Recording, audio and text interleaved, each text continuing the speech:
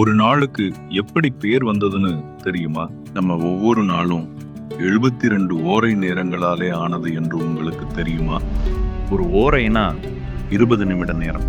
அந்த 20 நிமிடத்துக்கு ஒரு முறை ஒரு புதிய கிரகம் ஆட்சி செய்கிறது. இதைத்தான் நம் முன்னோர்கள் ஓரைன்னு சொல்லி கோள்களின் இயக்கத்தோட சேர்த்து நேரத்தை அளந்தாங்க. இது கிரேக்கத்தில் போரா என்றும் ஆங்கிலத்துல ஹவர் என்றும் மருவியது.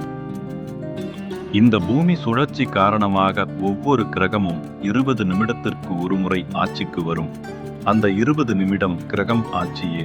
அந்த நாளுக்கான பெயர். காலை 6 மணிக்கு சூரியன் ஆட்சிக்கு வந்தா அது ஞாயிற்றுக்கிழமை, சந்திரன் ஆட்சிக்கு வந்தா அது திங்கட்கிழமை.